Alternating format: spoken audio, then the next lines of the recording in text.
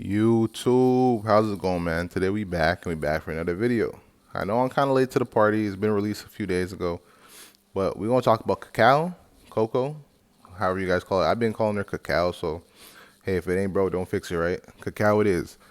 Okay, yeah. So we're gonna take a look at cacao. She is listed as a tank tier 0, but she's more of a support debuff, or not debuff. She's more of a support and a depuffer. So that's kind of how I would utilize her and kind of build her. She could be used. I'm pretty sure you could build her in a tank role as well, but I wouldn't recommend it because her defense is pretty low compared to a lot of other tanks. And Mytha isn't the greatest, but I feel like you're gonna get a better bang for your buck to use Mytha over Cacao as just a main not support but a main defender. We're gonna take a look at some of her skills, her traits, and see if she's worth summoning. I'm gonna say she's worth summoning because I want every character, but in my previous videos I also said I did want her too. But we're gonna take a look. We're gonna see how it do, man. We take a look at her trait. Breakfast happiness. Cacao possesses block. Her HP is increased by 20% at the start of each round. She grants breakfast to 2 allies with the lowest HP percentage with 2 tiles of herself.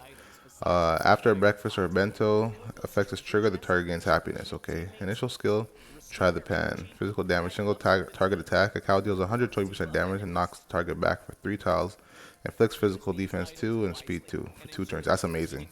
That right there sold me, so, yep. In level 1, you got Mountain Tribes as a passive. When the character is unharmed, increase movement by 1 tile. The character's attack from Highlander moves from 1 tile to another with a height difference of more than 2 tiles. Increase damage by 20%. That's pretty good. It's DPS low-key. You got Crushing Bash. A single target attack deals 100% damage and inflicts vulnerable for 2 turns. That's solid too. Potluck Protector, passive, 1 blocking. Damage taken decreased by 15%. If the character is not dying, performs assistant cover to all allies within 2 tiles. I'm not a huge fan of that for her because her defense is really low. Cacao's Treasure Chest. The assistant Cacao can select to use Springy Bandage, Ancient Potions, Snow Lotus, or hallucinogenic mushrooms. That's the type of stuff we're doing now? Okay. Reaction to defense range attack. When hit by a range attack, the damage taken is reduced by 25%. Basic, okay. Stay strong. After being hit by a single target attack, heals the character and one other ally with the lowest HP percentage within 2 tiles around the character for 12% of the caster's HP. Can be activated 2 times per round. Bro, I'm seeing some, she's tough. Block enhancement. When receiving range attacks from the front or side enemies, there 100% chance to trigger block. Decrease damage by 10%. You got Leader Aura for all allies in the battle. Increase attack by 10% and defense by 20%. That's just a regular Leader Aura buff. She's not the one I would use for it, for that faction, but it is what it is. You got no turning back. Single target attack. Cacao deals 100% physical damage. When performing a back attack, there's 70% chance she'll inflict stun. Amazing. On the target for 1 turn, can only be triggered once per target per battle. Per battle? Okay, I guess. They want to be too broken, I guess. Then you got Armor Piercing Strike. Basic attack deals 100% physical damage and inflicts physical defense -1, magic defense -1 for 2 turns. Okay, and then you got level 11 skills, the make or break of all the units, right? Okay. But yeah, you got Invulnerable. Gains damaged, reduction 4, Mind's Eye, and immunity to disrupt for 3 turns. And disrupt is always a good thing to have in any unit. Iron Pot Stew. Cacao heals all allies within 3 tiles around it for 30% of her HP. And grants them crit up by 2, crit damage +1 for 2 turns. Sorry. As well as Bento. Yeah, that's all I really need to see. I've definitely used her as a support, not a tank, please. But I heard she's only good at 5 stars, and we're going to take a look at that. For star 1, Cacao possesses block, and at the start of each round, she grants breakfast to an ally with the lowest HP percentage within 2 tiles of herself. And after breakfast or bento effect is triggered, the target has a 30% chance to gain happiness. And with happiness is a buff for all skills, reduces energy consumption by 1. Amazing. After use, the cooldown reduction by 1. Remove after any action is taken. Okay, it's not too bad. For 2 stars, Cacao possesses block. Same thing, but HP is increased by 10% at the start of each round. She grants breakfast and ally with the lowest HP. 2 tiles of herself and bento thing is triggered. Okay, so that is just the 10% HP increase between the 1 and the 2 stars, which is a solid. It's solid enough to be useful. So it's definitely something I would try to go for if you have her. Definitely use her or add her into one of the 3 units that you are trying to get shards for. For star number 3 and 4.